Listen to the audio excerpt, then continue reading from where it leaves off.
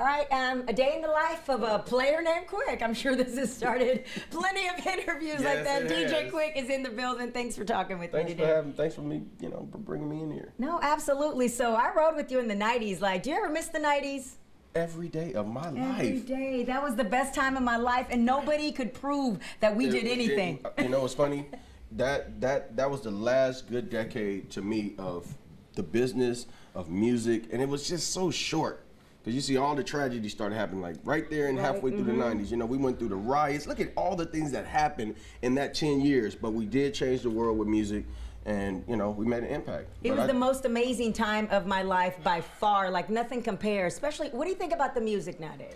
The music nowadays, it's different for me because I come from a place of musicality, and we use the 808 sparsely to to be to make our R&B sounding records bigger. But now it's all 808.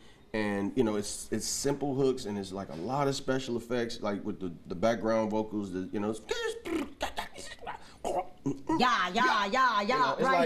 like I get it, but it's so much younger than me. Like, and that's all I can say. It's just young music.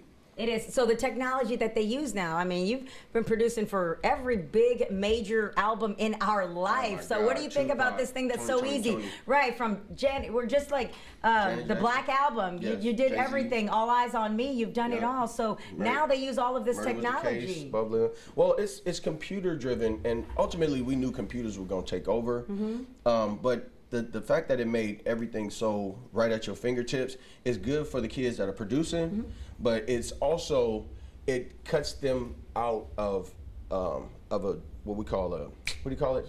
It's like a group of people, like a clique that had to use all of the real equipment, real tape machines and big consoles. Just that click of just something to touch a knob and wind and push some bass up or just some treble or something. They don't have, they don't. It's all point and click. So it's weird to watch the new guys produce records because it's no effort, And if they get a hit, it's like, wow. We used to all line up across the board, 7 guys, moving faders and sliding stuff and turning things up and down and working in concert with each other. And that's what real music was. And I think it also speaks to the amount of records that we sold back in our day. I mean, we would go in the studio knowing that after we're done with this project, it's going to go gold or platinum. And everybody can't say that. No, nowadays, definitely. So speaking of nowadays, Lonzo Ball, I heard they were asking you about working with him, or he wanted to do some music. Is that for real? TMZ always just throws random stuff out. They're pretty random when they catch you at the airport, half asleep from a flight home. But yeah, that was just some random shit. And my thing was, I produced basketball players before. I mean, I produced Shaquille O'Neal. He plaqued.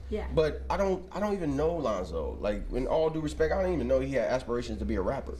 So I was just saying, I was being politically correct. Like I'm doing now, like, hey, if he wants to rap, cool, but maybe he should get one of the beats from the young guys that pushes the mouse. Yeah, it takes more than just, I mean, I have to hear you first. It doesn't work the other way around. No. Like, you have to get that music already there. Yeah, we don't go in the studio with people that are cold. Like, if we don't know them, it's like nobody wants to go in the studio and try to teach a person how to rap or sing or produce. That's like doing surgery and you've never done it before. It's hard. No, I get it. Well, we appreciate everything that you've brought to the hip-hop, I mean, the industry, the game, that you're part of how we grew up, and we appreciate you. I'm glad you talked with us today. All right, so where can what's coming up next? What's coming up next, I'm, rolling out new artists. I got 3 artists signed right now. I'm getting samples cleared. I'm doing the business, what we call the due diligence. I'm behind the scene paying for stuff. Oh, okay. Old man wallet, old man money. Them checks, them well, congratulations, you still got that money. You know what I'm saying? Because it could have been the other way. Yeah, don't do crack and all that shit, man. Keep your money, invest it, get you an accountant. I had a good accountant, Lester Nispel. Easy E introduced me to him. Oh, 20s, and you're still with the same one? Goddamn right. Wow. When you get a family that take care of you. Absolutely. I just meant, is he still alive? No. Lester's still around. Lester's so alive and kicking. Boulevard Management, shout out to Boulevard Management, one of the greatest accounting firms ever. Rest in peace, Easy E. Thank you for introducing me to them dudes. Best advice right here, DJ Quik, H-Town West Fest.